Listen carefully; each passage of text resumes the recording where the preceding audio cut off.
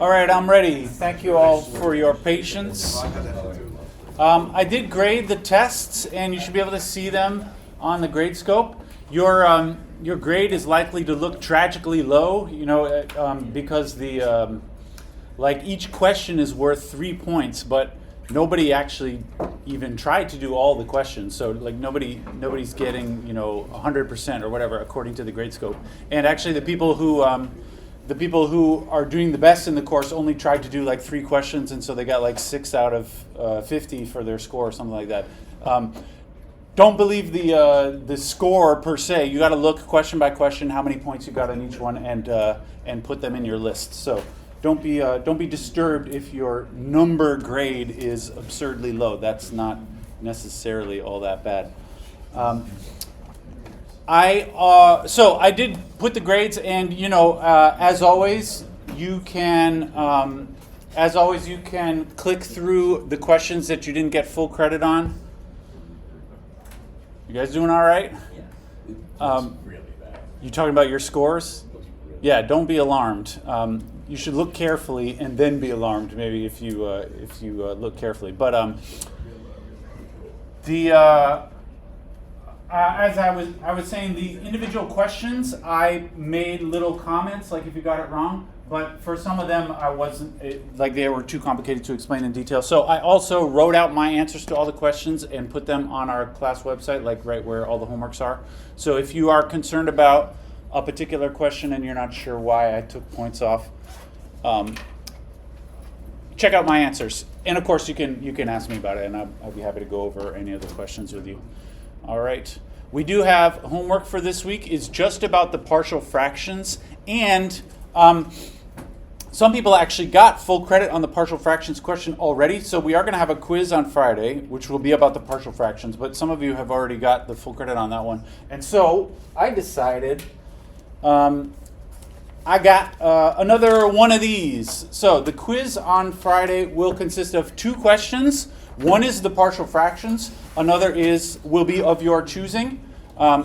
This is like a free extra one to try out. So I'm going to pass this around. You may want to check out your old scores, take a moment, and decide which one you want to do. So, sorry, I'm just now realizing there should be a 13 here. There should also be a 13. That's an option. Yeah, thanks.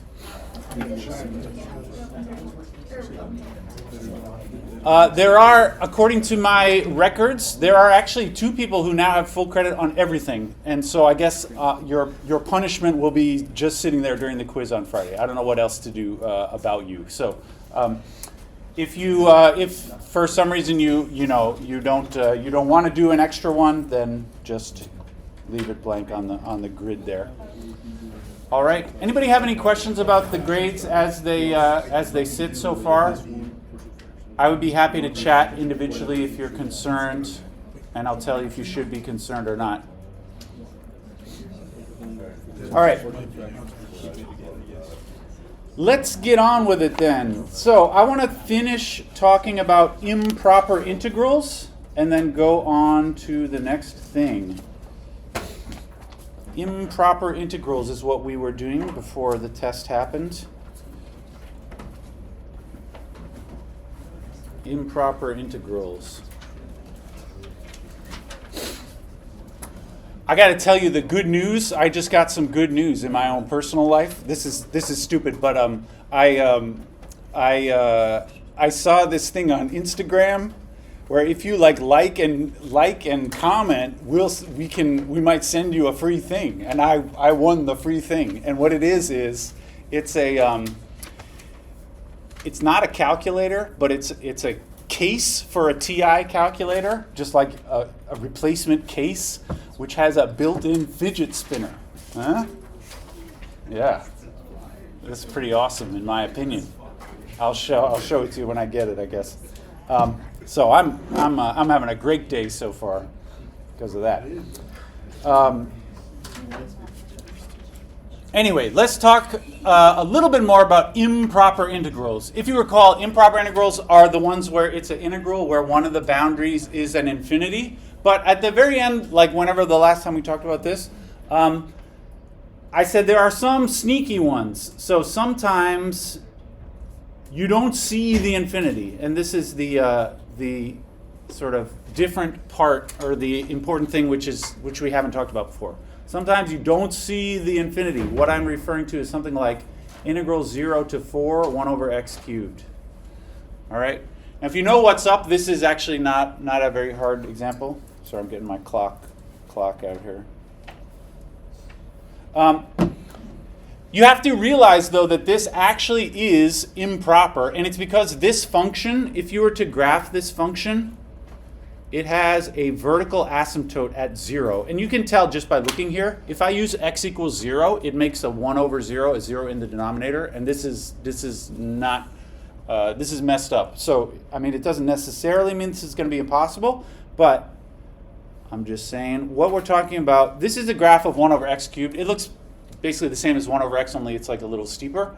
But I'm trying to do the integral from 0 to 4, 0 being right at the origin, and then up to 4 like that, right?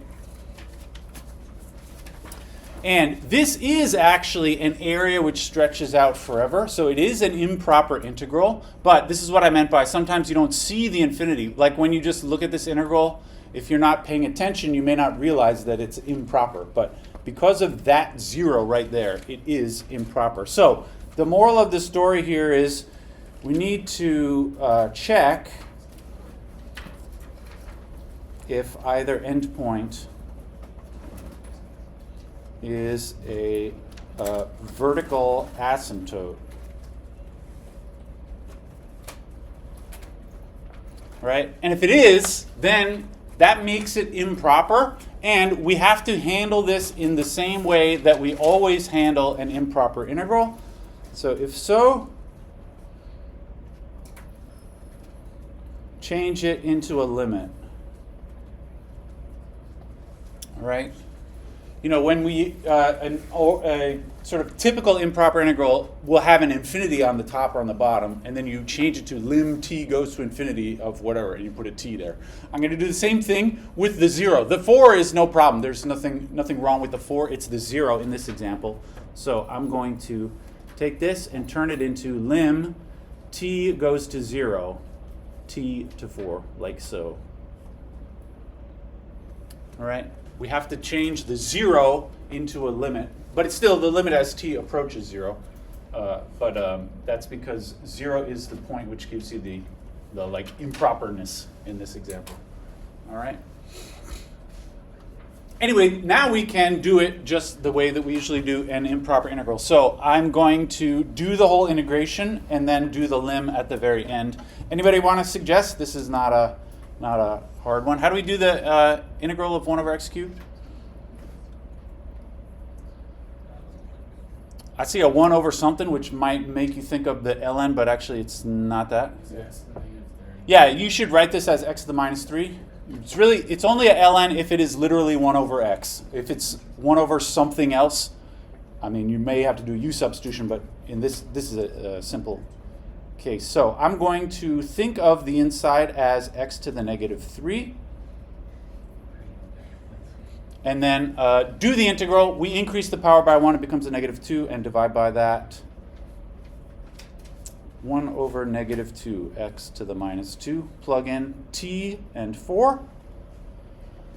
Plug them in, and then take the lim. 1 over minus 2. 4. Sorry, I should write lim again. 1 over minus 2. Okay, 4 to the negative 2 minus 1 over minus 2, t to the negative 2. And I want to do this lim. As always, when I'm doing these limits, I don't like to see negative exponents because it can be a little misleading. I'm going to write that. I mean, the 4 doesn't matter, but the t to the minus 2, I'm going to write it again as a fraction, 1 over t squared.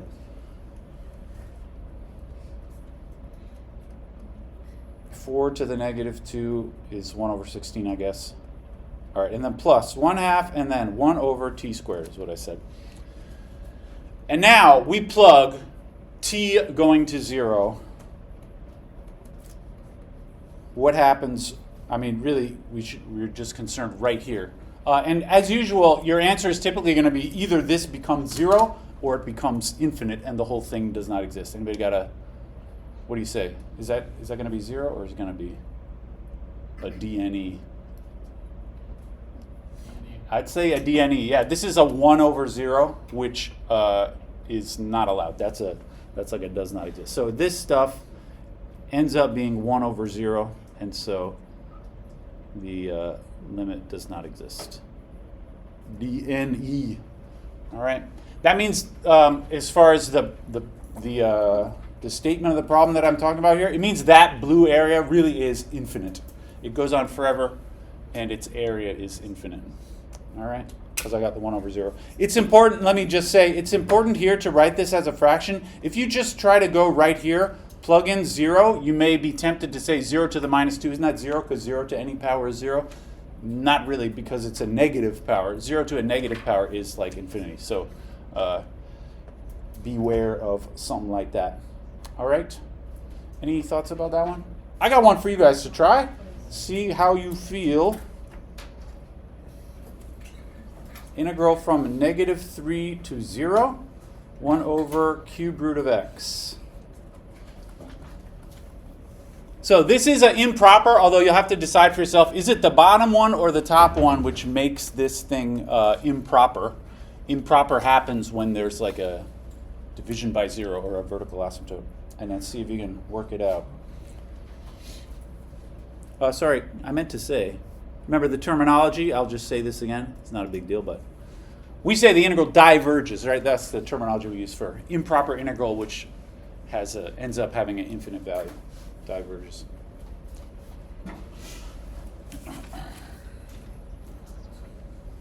Is that checklist still making its way around? Yeah.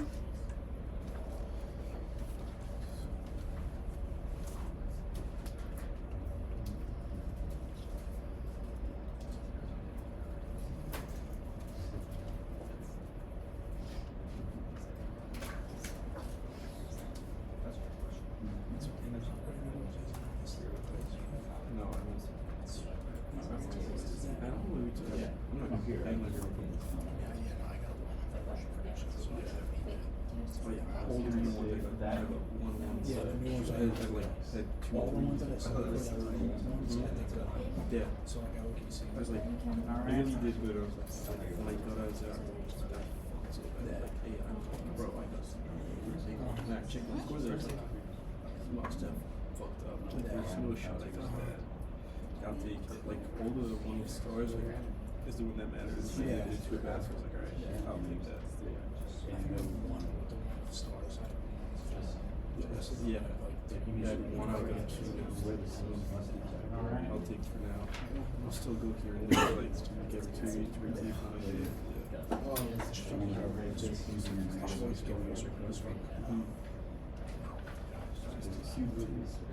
Series of 1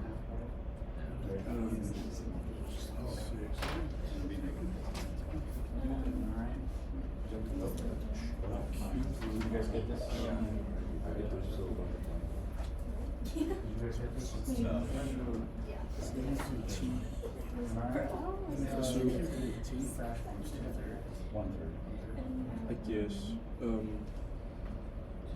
I guess, but I don't know what the asymptote is, if t is 0 or if t is infinity. I don't remember what x cubed looks like. Square root is like that, I think.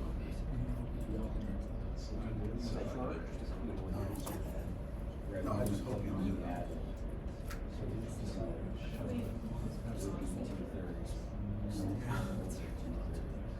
This is an improper so it's see how like 5 is. That's you like convince me wrong. That's not a term. So it's the one that's not how it works. Yeah.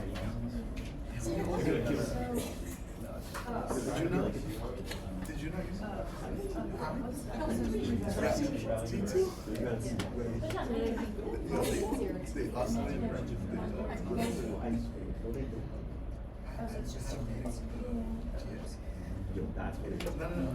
Okay here? I was going to ask her about T infinity. No, it should go to 0. I mean, it's 0-ish. Oh, So it should still be 2. yeah. So it's All just, right. so this is, yeah. You just get 0, and it's just the same.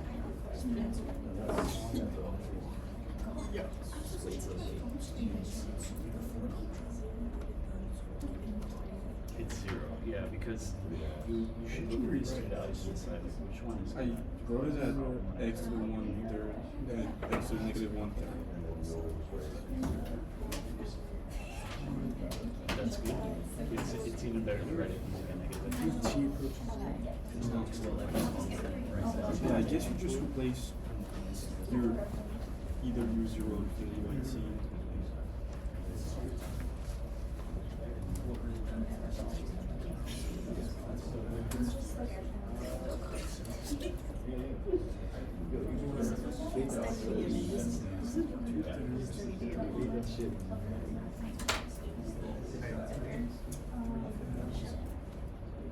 Anywhere? Divergence is that.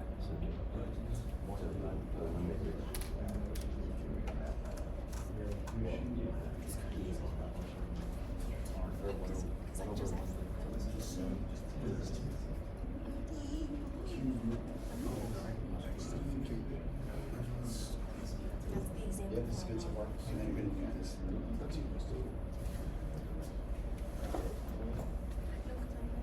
Folks seem to be doing okay here.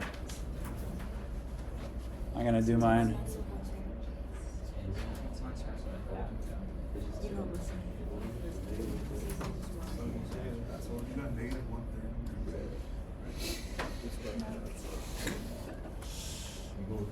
All right, so you should first recognize that it's the 0 which makes this improper, because if I were to try to use this value 0 in here for x, I would get 1/0, which is not allowed. So I changed the 0 endpoint to a limit, and the other endpoint is fine. I would get cube root of -3, which is a little weird, but that actually is a real thing. It's negative the cube root of 3. But anyway. This is the limit here, and then I write 1/cube root x is the same as x to the negative 1/3, because that's what cube root is. And then we do the integral. I saw everybody increase the power by 1. -1/3 plus 1 is 2/3, so this is x to the 2/3, and then I divide by that fraction in the front. 1/2/3, also known as 3/2, and then I'm going to plug in t and -3. Plug those values in, and then take the lim as t goes to 0. I think this one does not diverge. You actually should get a specific number as the answer. So it's 3/2 t to the 2/3 minus 3/2 -3 to the 2/3. All right. And finally, do the limit by plugging in t equals 0. You get 0 to the 2/3 there, which just is 0. So that's no problem at all when you do this limit. 3/2 times 0 to the 2/3 minus 3/2 times -3 to the 2/3, right? Whoa. That first thing there is just 0. The second part is whatever it is. That's the answer. You can plug that into your fidget spinner calculator and get the answer. It's a specific number. All right. Any questions about that? This is not a question, surely. No, just had his hand up. All right, great. One more slightly trickier form of such a question. All right, so this was an example where you can't see the infinity, but you have to realize that one of those endpoints actually makes it improper. It can get slightly a little bit harder. So this is, I referred to those last time as sneaky ones. This, I would say, is extra sneaky. How about this? Integral -1 to 3, 1/x dx. This is another example where actually it is improper, but it doesn't look so improper when I look at it. If I ask you, those two endpoints, which one gives you a problem? Well, the 3 would give me 1/3. That's an ordinary number. The -1 would give me 1 over -1, which is -1. That is also fine. So actually, neither of the endpoints here is an issue in terms of this function. Can anybody say what? There actually is a problem here. It has to do with what the graph looks like. Is that? When it goes over 0. Yeah, this graph, if you look at the graph, now neither of those two endpoints is a problem, but the graph actually goes across, I'm looking from -1 to 3, it's something like this, right? -1 to 3. The integral is going through this asymptote. So even though it's not one of the endpoints, this is still an improper because of 0. 0 you don't see as one of the endpoints, but 0 is inside of the interval. So here, the interval goes across a vertical tote, as they say.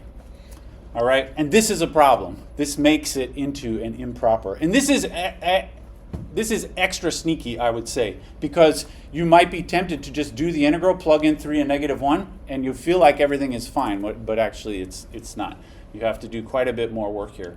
The interval goes across a vertical asymptote. It's actually a fact, like if you're on these mean streets and someone gives you an integral, every integral you ever do, you actually need to think carefully and check that it's not improper because of the two endpoints. They might go through an asymptote. I've given you many integrals to do all semester long. I made sure ahead of time that they didn't go through an asymptote, but that's actually not, ordinarily you don't know if it's going to or not, and you should be at least slightly concerned about that. Anyway, the interval here goes across a vertical asymptote. What's our solution? You actually have to split this into two parts and consider each of the two parts separately, and each of the two parts is an improper. So the interval goes across a vertical asymptote, so we must split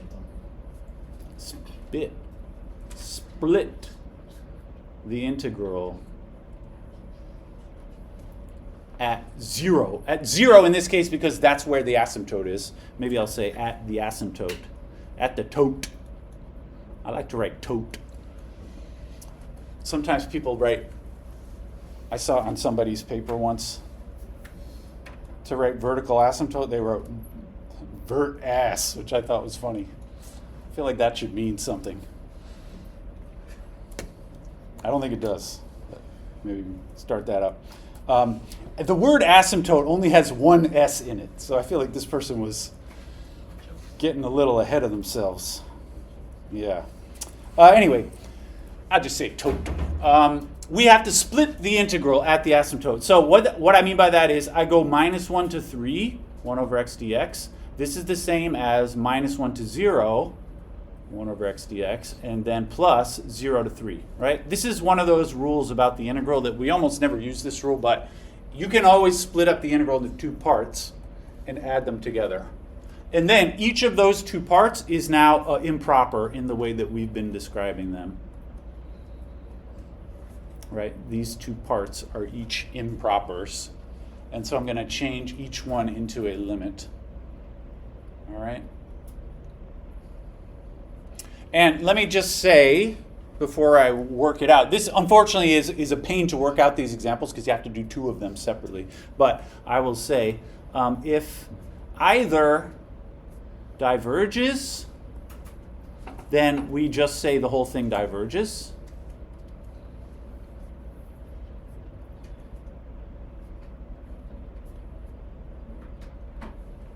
All right, but if they both converge, if you get, do those two ones and they give you just two real numbers, you just add those two numbers together and that's the answer. All right, so if either diverges, we say the entire integral diverges, and if both converge, that is, you get a real answer both times, then you just add those two answers up. If both converge, you just add them. But you do have to work out separately these two things. It's a little bit easier if they diverge because you only have to do one of them. All right. Okay, anyway, let's just try the first one. So it's going to be -1 to 0, 1 over x dx. I'll work this one out, and then we'll also work out the other one and add the two answers together. This is improper, where the 0 is the one I need to change into a lim. So I go lim t goes to 0, minus 1 to t, 1 over x. I see people stopped passing around the sheet. Anybody else didn't get it? All right.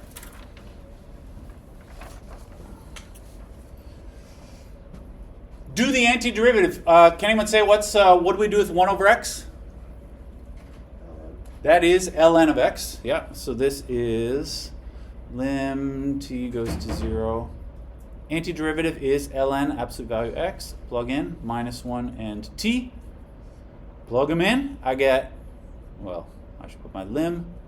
T goes to 0. ln of absolute value t minus ln of absolute value minus 1.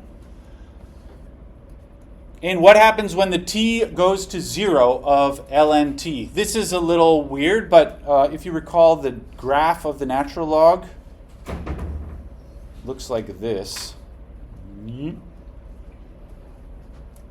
So what value do you get as t approaches 0? This is the graph of ln t. I think as we approach 0, this graph just goes down forever, right?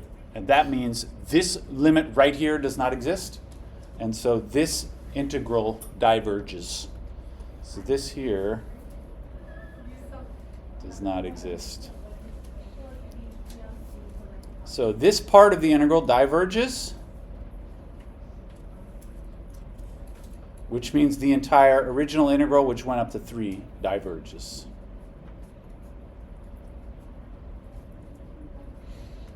All right.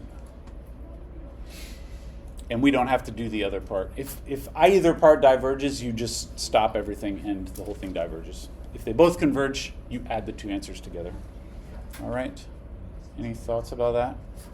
I got one for you all to try, and that will do us for these impropers. How about...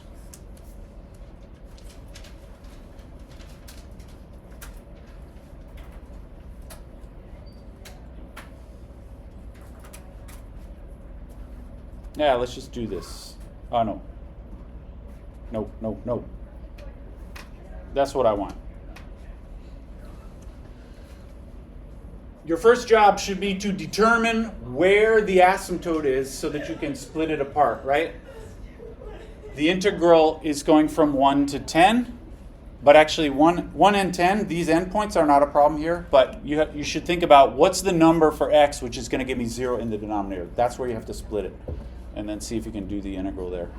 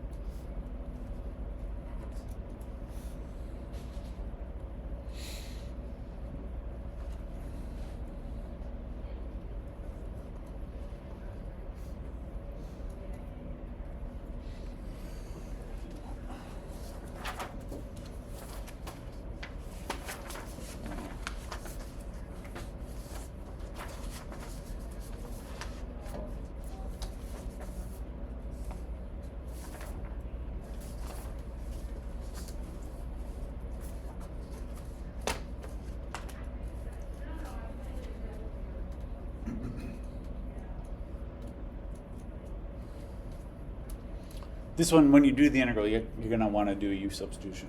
As a little hint.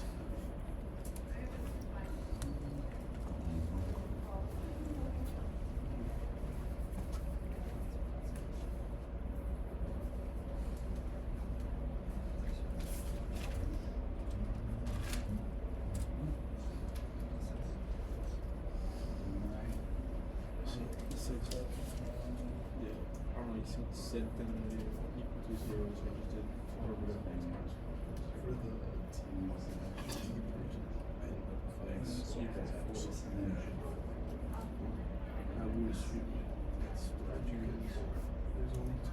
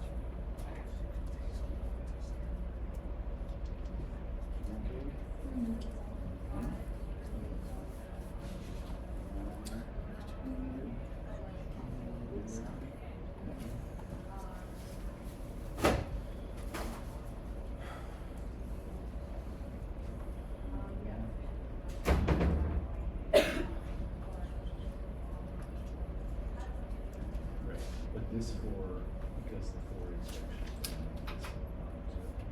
Or you do a 2 here and 2 there.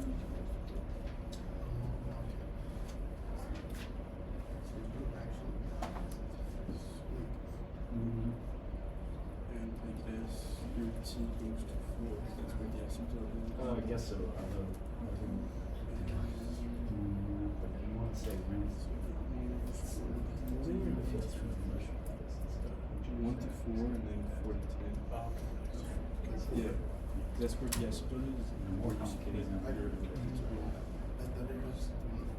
When you split this out, it's in the middle. it's the same thing. Yes. It's just in not 2 how it parts was. because yeah. Yeah. It's like here. Weirdness. It's just different. Yeah, it's just because like on the previous one it goes from negative goes to 3, but because of the graph, like when it approaches 0, it goes to infinity, so you can't like actually like do it. So that's why you split it. Because there at some point in it, it goes to infinity, I guess, or 0, or whatever. And then you get a higher limit on there. Take the limit that side. Yeah, you split it into when it, in the first one, and exactly is in if I were like first one you do diverges, then that means the whole thing diverges, so like you carry the end, and if not, then you do both. So you need to set and you want to split the integral up instead of 1 to 10. And each of those you make your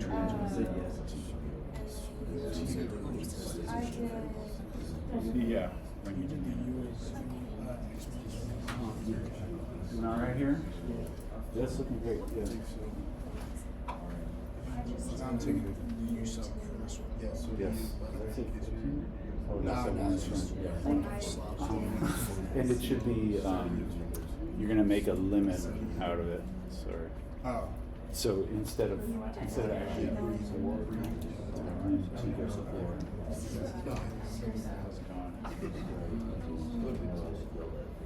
Yeah. And then you have to do both of those.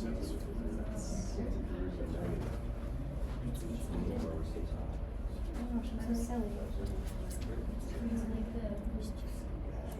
Yeah. Oh, yeah. And then you just have to do, you just plug it in. Yeah, I see. Yeah, we got it. Yeah, that's right.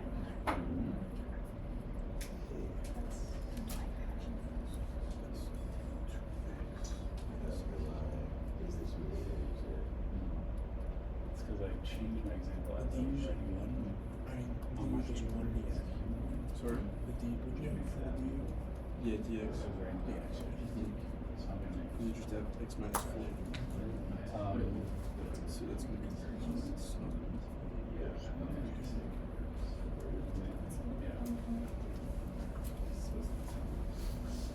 I hate to do this. Somebody just pointed out there's something bogus about the problem as I stated it. Would you mind? This isn't going to change all that much, but let's make this a 5th root instead of a square root. It means instead of like a 1/2 power, you make this a 1/5 power. Some of your 2's have to change to 5's. Sorry about that. I'll say why in a moment. Mr. Gus pointed out there's actually something not quite right if it's a square root. I'm sorry, dude. Sorry, I didn't mean to blame it on him. It's not 50.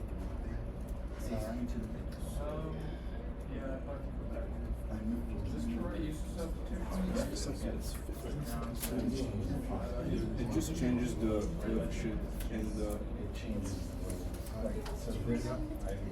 exponent of the u. It doesn't change much. Yeah. It's, yeah, u to the negative 1/5.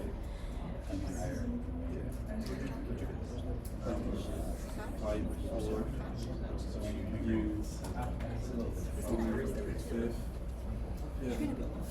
Am I right? How's it going? Sorry.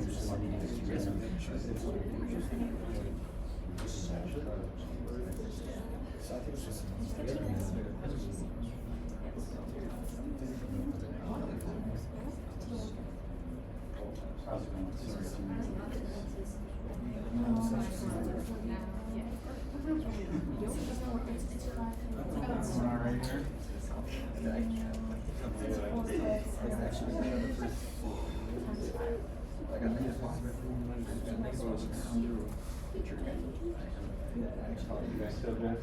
Yeah, I don't know why we're changing all I know.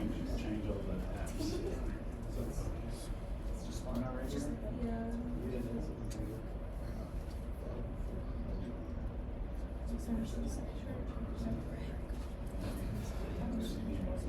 Okay, here.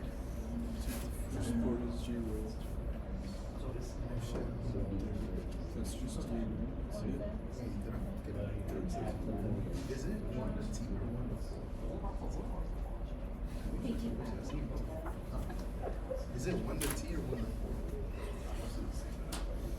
You have to make it T. Yes.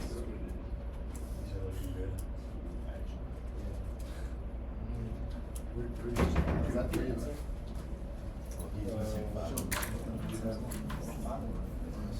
Oh. Yeah, when you do this angle. This is just Negative 150. Oh, that's what I'm Yeah. But, I mean, there's no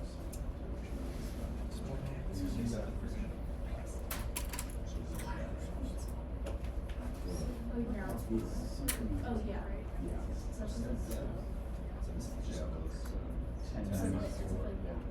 Yeah, I think. I think that's right. And then you have to All right, can we talk about this one? I'm pretty sure that this is fairly long-winded, so if you didn't finish, that's totally fine, especially since I changed the problem in the middle. Sorry about that. I was trying to be cute when I was reading what was on my paper. I should have just stuck to what was on my paper. Anyway, this thing here, you realize, first of all, that the vertical asymptote is at x equal 4. That's because if I used x equals 4 here, it would make 0 in the denominator, which is not allowed. And so I split the integral 1 to 4 of whatever plus the integral 4 to 10 of whatever. And you just have to do each of them separately. In this case, they both converge, which means, unfortunately, you do have to do both of them. Although the integration is the same both times, it's just different endpoints. So let's start with the one on the left.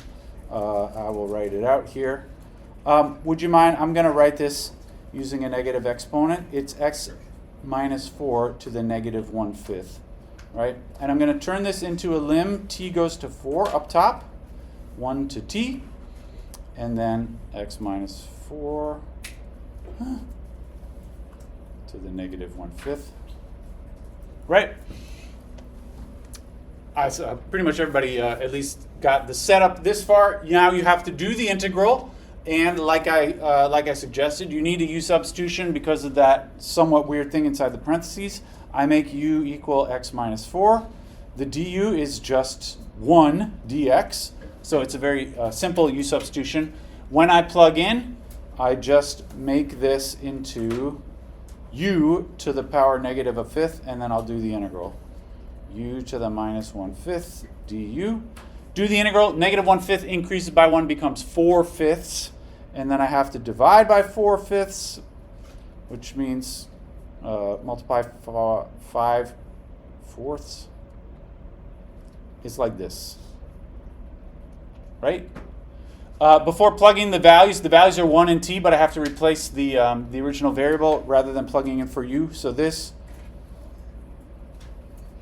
is 5/4 x minus 4 to the 4/5, plug in 1 and t. Any questions so far? I hope this is maybe halfway done at this point or something. I don't know. All right, plug in the t and do what it do. 5/4 t minus 4 to the 4/5 minus 5/4 1 minus 4 to the 4/5. All right, and then when I take this limb, t goes to 4. That just makes this a 4. It'll say 4 minus 4, which is 0. So making t go to 4 just gives you 4 minus 4 here to the 4/5 minus 5/4 1 minus 4 to the 4/5. That first part there is 0, and so we get this. I guess you could write this as negative 3 to the 4/5, right? That's the answer. And this, you know, if you want, you can plug that into your calculator. This is a specific number. This is why I had to change the problem. Somebody got this far. If you had done the problem as I originally wrote it, this would be a 1/2 power, and then they said -3 to the 1/2 is not a thing, and I agree. It's true. -3, because there's no such thing as a square root of a negative number. Here, you can do a 5th root of a negative number. That's not a problem. Any odd roots of a negative number are still real numbers. All right. Sorry, I had to change it. Okay, we are only halfway done here, but actually the other half is almost exactly the same. So this is the value of this part of the integral 1 to 4. We also need to do the integral 4 to 10 of same business. All right, but I will point out that they are the same integral. The only difference is in the endpoints. So, and this is totally fine with me if you want to do this on your homework or whatever. Let me just say, first of all, I'm going to say change this into lim t goes to 4, t to 10, x minus 4 to the -1/5. All right? But I'm here to tell you this is exactly the same as before, just with different endpoints. So we can skip all the same steps and jump right to here. Right? This is really where the endpoints start to matter again. The whole integral is exactly the same as it was before. So this, come on now. All right, but I'll just say the same steps. And if you want to do something like this on the test, that's totally fine with me. This becomes lim t goes to 4, 5/4, x minus 4, 4 over 5. And then the only difference is t to 10 rather than 1 to t, right? And now we can plug the values, take the limit. So we get, plugging in the 10, all right, lim t goes to 4. Okay, 5/4, 10 minus 4 to the 4/5, and then subtract 5/4 t minus 4 to the 4/5. Taking the lim again makes this part equal 4 minus 4, which is 0. And so when I do this limit, the second guy there just becomes 0, and the value is just whatever that first one is. 10 minus 4 is 6 to the 4/5. All right. This part here became 0 when I did the lim. All right. So what's my final answer? It is those two things added together. The first thing was here and here are my the two values from either side. So my final answer is, the integral from 1 to 10 of whatever it was is the sum of those two things. It's 5/4 times 6 to the 4/5 minus 5/4 times -3 to the 4/5. There you go. These are very long-winded problems when you actually have to do both halves. Any thoughts about that? We are not going to do another example. All right? Excellent. Great. So this was improper integrals, which is number 15 on the big list, I believe. We got about 30 minutes remaining, so we're going to keep it going. But as I was looking at our schedule overall and where we are on the list. I think I would like to, at least for now, skip number 16, just because I feel like we're a little bit behind, and I would rather skip number 16 than skip one of the topics that are still in our future. So I'm going to say number 16, arc length, we're skipping that. If we have an extra day at the end, maybe we'll come back to this, but for now, can I just say we're skipping it. We may come back to it. The arc length this was going to be our last topic about the integral, and it's more or less, it's sort of got nothing to do with the other topics as we go forward. It's not going to come up again, so we can skip it without interfering too much. It's an interesting topic, but less important than the later stuff. I want to make sure we get to enough of the later stuff. All right, so this ends our discussion of the integral. Can you believe it? We are not going to talk about the integral anymore as its own topic, at least. It will come up every so often, but Actually, this is also, the integral and the derivative, we are not going to talk so much about them. The rest of the semester is going to be all about sequences and series. Sequences and series. If you look at, the big checklist, this is kind of like the last block of topics. Sequences and series. And this is something that I know quite a bit of you had some calculus, experience already in high school or whatever. Probably you didn't do anything about sequences and series. This is like the main difference between, like in high school they have AB calculus and BC calculus. Usually like the BC is everything in the AB plus they do sequences and series. So anyway, this is sequences and series. And it's what we're going to talk about for the rest of the time together.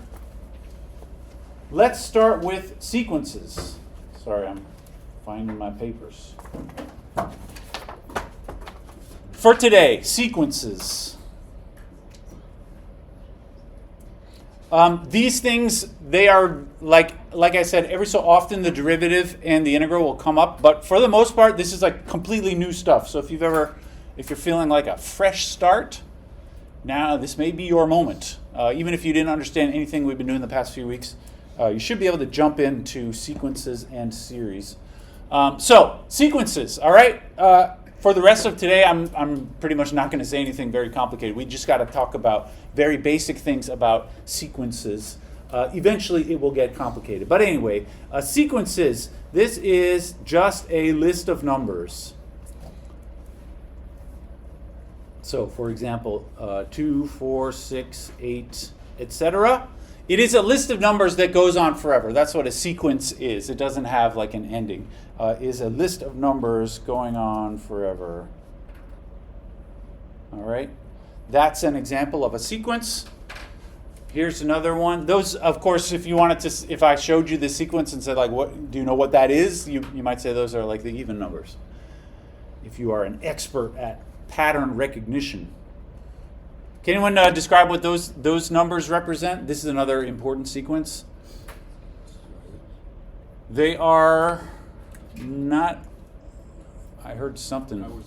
Powers of 2. Yeah, these are the powers of 2. 1 is 2 to the 0, 2 is 2 to the 1, and then 2 to the 2, 2 to the 3. Yeah, I would say those are the powers of 2. Here's a very important sequence, although it's kind of too stupid to talk very much about, but this is the sequence of positive whole numbers, if you like. Super important. Even the kids know that one. But a sequence doesn't have to be important in order for it to be a sequence. A sequence is any big list of numbers. Here's one of my personal favorites. Maybe you've heard this one. 8675309. 8675, etc. There's an old song where they say those numbers as the chorus. Classic. All right, that's a sequence also that repeats forever. It's not a terribly like mathematical sequence, if you like, but it still counts as a sequence. That's all I'm saying. All right, usually there is some kind of a pattern or a formula for these sequences, and the way that we write those in our book, at least. So these sequences, I'll say sometimes have some kind of a pattern, although that last one doesn't really. I mean, it has a pattern, just kind of like it's a pattern made up by the song, not a mathematical type pattern. These sometimes have a pattern, and the way in which we would write that would be something like, for example, the first one, 2, 4, 6, 8, etc. We would write it like this: A sub n equals 2n. This is kind of like writing a function, f of x equals whatever, but it's not these things. I imagine plugging in values of n here. So when you start with n equals 1, I get 2. N equals 2, I get 2 times 2, which is 4. N equals 3, I get 2 times 3, which is 6. All right, so we plug, n equals 1, then n equals 2, n equals 3, etc. Right? So this is kind of it's a formula for the sequence.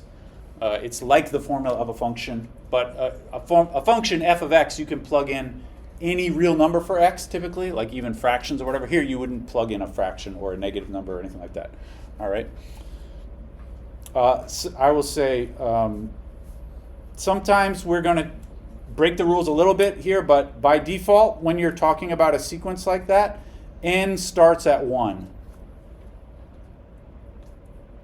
There are some examples when you want n to start at 0 for technical reasons, but usually, unless we say otherwise, if you're looking at homework problems or whatever, you should say the n starts at 1. All right. So, for example, here's another sequence: an equals 3 plus 5n. All right, that's a sequence. And if you like, that's like a formula for the sequence. You can, if you want, just write out the terms. So I'm just trying to get the terminology here. The terms are, those would be just like the individual numbers when you actually plug in the various values of n. So the first term would be n equals 1, which is 3 plus 5 times 1. That would be 3 plus 5, which is 8, right? The next term, plugging in n equals 2, that's 3 plus 5 times 2, which is 3 plus 10, 13, right? This comes from 3 plus 5 times 2, right? The next term would be 18. This comes from 3 plus 5 times 3, all right? Those are called the terms. The next one would be 23. Actually, I can sort of see a pattern here. The pattern is, I guess you start with 8 for some reason, and then you increase by 5 every time, right? That's the pattern, if you like. Those are called the terms, though. I'm trying to get the terminology here. And this, an equals 3 plus 5n, is called the general term. General meaning, if you know what that term says with the n in it, then you can calculate any other term that you want by plugging in various n's. All right. Sometimes we'd write, you might see this in the book. Sometimes people just write an equals 3 plus 5n, or sometimes they would write something like, if they want to clarify that we're starting n equals 1, sometimes you'll see this kind of a thing. This is kind of like the sigma notation for adding stuff together. But this, I mean, these two things mean the same thing. But this one, the second one, is a little more clear in terms of saying we start with n equals 1 first and we go up to infinity for the n's. All right. One super important kind of like pattern that we're going to see often in sequences is what we call alternating sequences. They alternate the signs. Signs meaning like positive or negative. I'm talking about something like -1, 2, -3, 4, -5, etc. If I were to describe this in words, I would say this is the sequence of, whole numbers, but I'm alternating the signs every time. And there's actually a cute way to make this happen in a formula. It's basically an equals n, because the first one is a 1, and then a 2, and then 3, and then 4, and then 5. But I want to make the signs alternate. Anybody seen this before? There's a way to write the formula so that when I'm gonna actually insert something right here that will make it so the signs flip-flop negative and then positive. Something involving n that makes it. I want something where when n is 1, it's going to be negative. Then when n is 2, it's going to be positive. Then when n is 3, it's negative again. Have you seen something like that? An idea? Just be negative. If I just put minus n like that, then it's going to be negative every time, right? Like when I use n equals 2 here, it'll say -2. But I want the evens to be positives and the odds to be negatives. Yeah. I like the word power. We don't really want a negative power makes 1 over something, which I don't want to see here, but something. Anyone? -1 to the n? Yeah, -1 to the power n is what I want to see here. And this is actually a very common thing that we're going to see a lot. -1 to the power n. So when n is 1, this says -1 to the 1, which is -1. When it's 2, -1 squared is a +1. When it's 3, it goes back to being a -1. Like this, when the n is odd, it'll be negative. When the n is even, it'll be positive. All right, so this, can I just say, this is an important sort of pattern. This makes alternating signs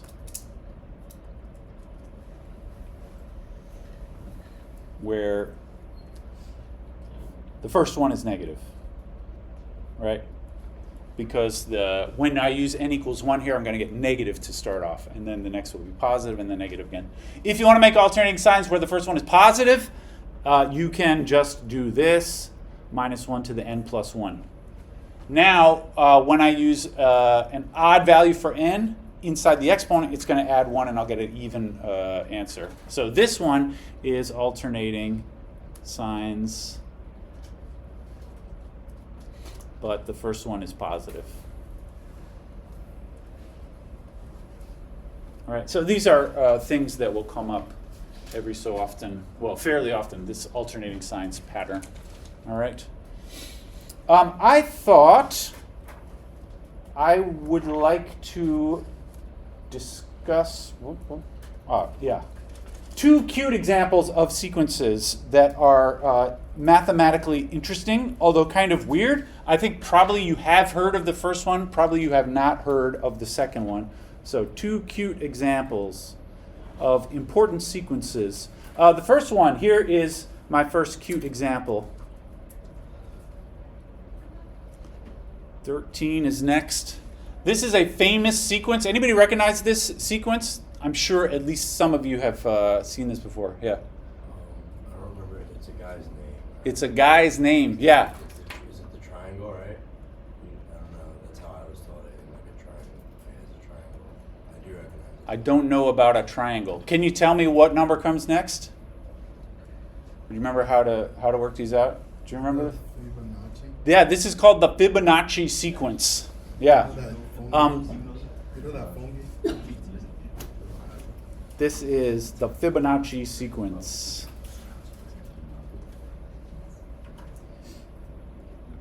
Named after this guy, Fibonacci. Actually, his name was not Fibonacci. This is an Italian guy. His name was Leonardo. He lived in Pisa, home of the Leaning Tower. But his dad was like Bonacus or something, and he was the son of Bonacci. And so he's called Fibonacci. How do you remember? How do you get the next number? Anybody know how this actually works? That is the name of it. Can you see the pattern? Do you remember? Is it, add the first two and then the answer and then you add it again? Yeah, each next number comes from adding the 2 previous numbers. So like where I got this 13 was 5 plus 8, and where this 8 was, it was 3 plus 5. So the next number in the sequence would be 21, I guess, 8 plus 13, and so on. So this is called the Fibonacci sequence. Each number is the sum of the previous 2.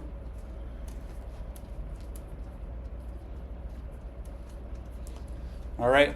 This is like probably the only thing that Fibonacci is typically known for is the Fibonacci sequence, if you've heard of this name before. Actually, Fibonacci did not invent the Fibonacci sequence. It was like there were people in Asia who were writing about the Fibonacci sequence hundreds of years before Fibonacci.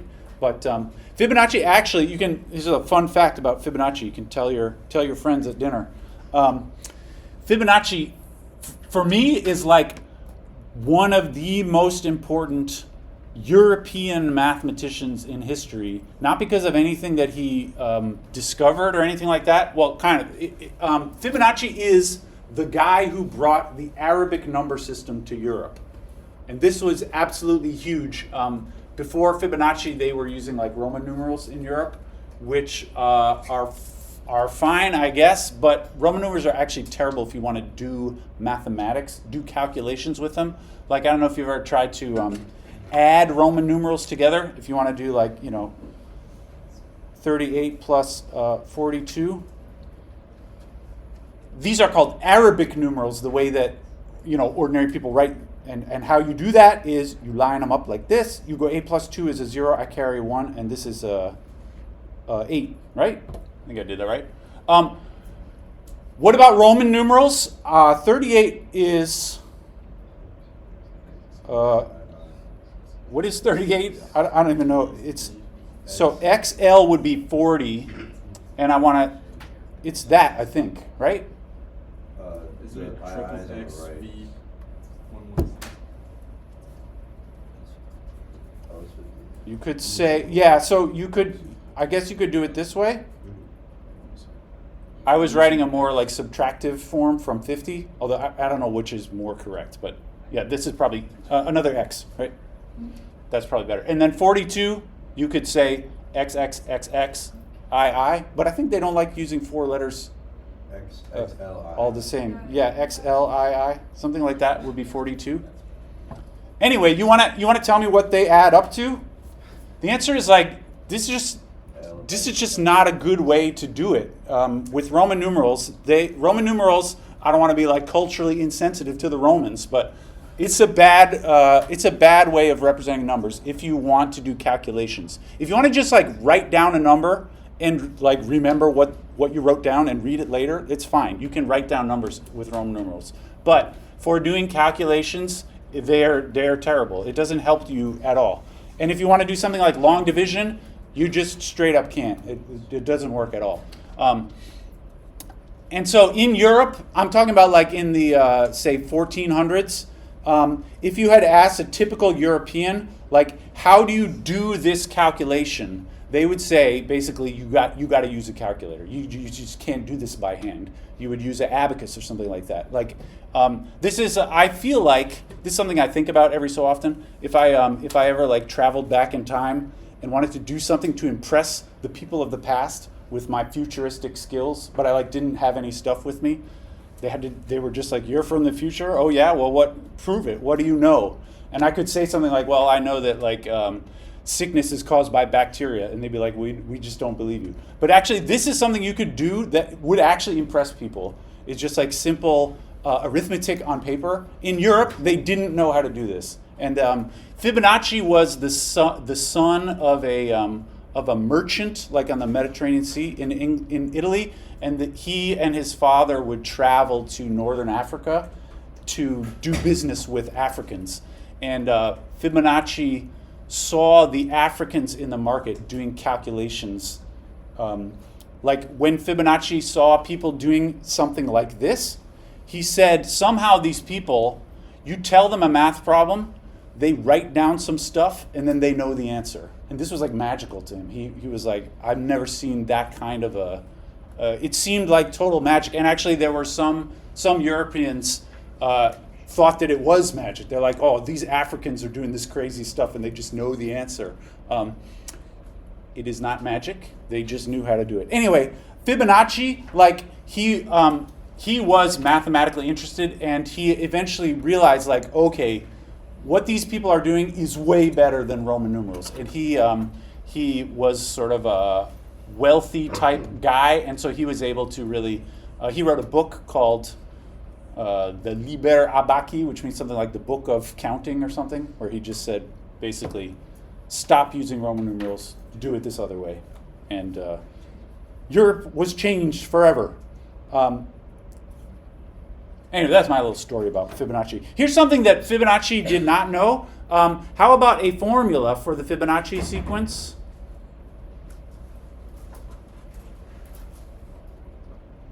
A formula for the Fibonacci sequence.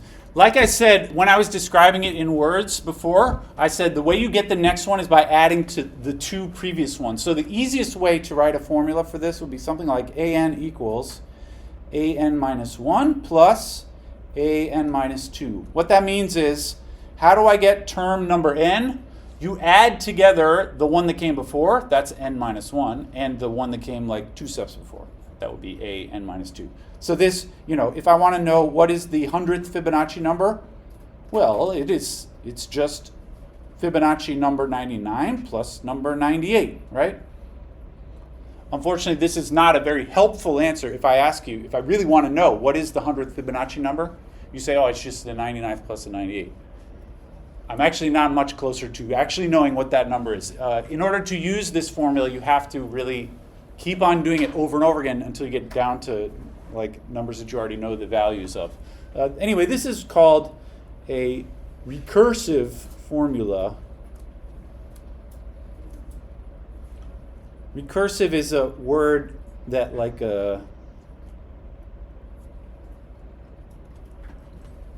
means something which is kind of like self-referential. It's a formula which refers to itself. So to find the 100th Fibonacci number, you actually need to already know the 99th and the 98th Fibonacci numbers. So this is called a recursive formula. And Fibonacci, he would have written the formula in a similar way.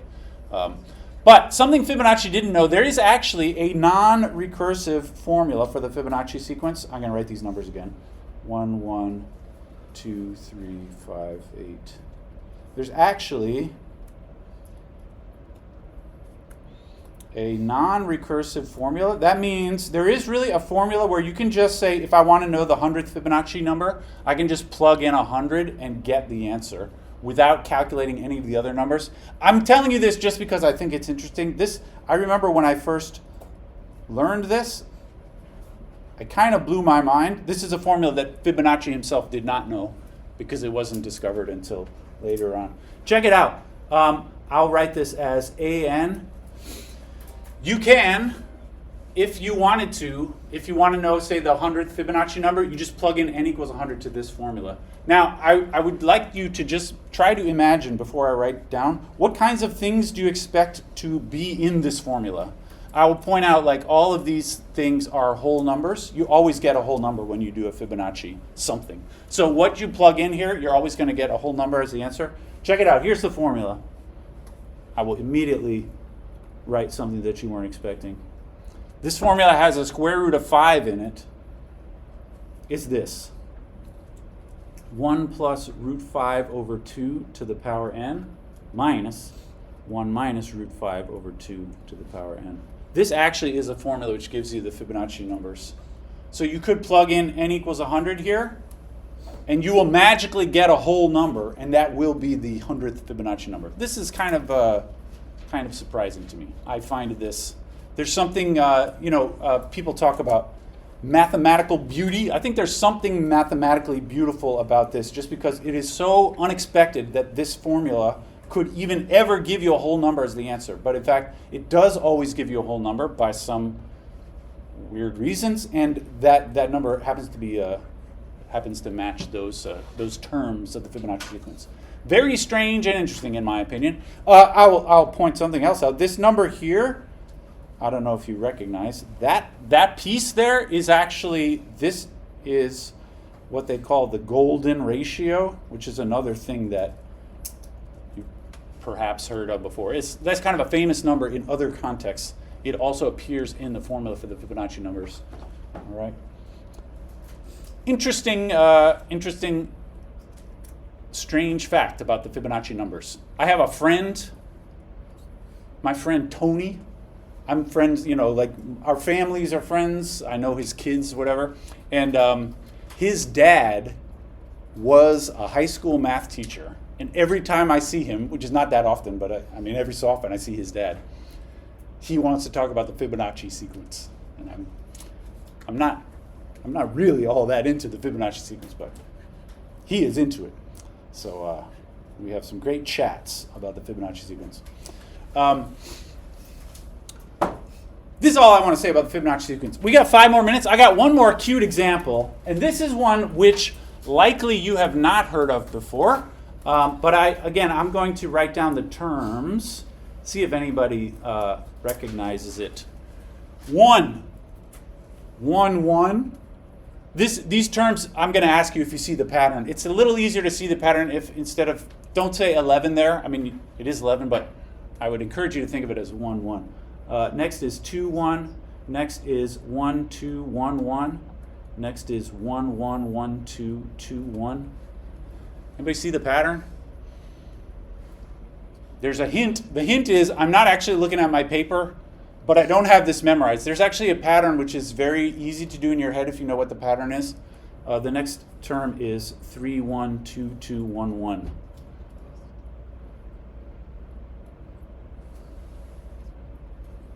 Can we say what the next one is? 1 3 1 1 2 2 2 1. Huh? I could do this all day. It is an easy pattern if you know what it is. Somebody's nodding. Do you actually know what it is? Have you seen this before?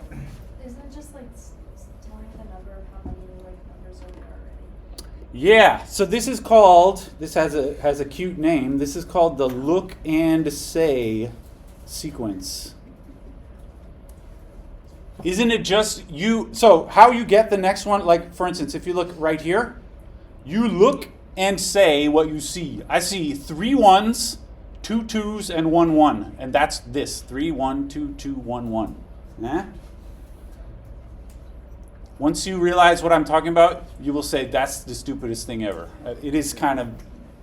I don't argue this point. All right. So to get from here to the next one, it is 1 3 1 1 2 2s 2 1s, and this is 1 3 1 1 2 2 2 1. That's how we get it. The next one. Anybody want to try to say the next one? 1 1 1 3 2 1 3 2 1 1. Yeah, excellent. You got it. This is called the look and say sequence.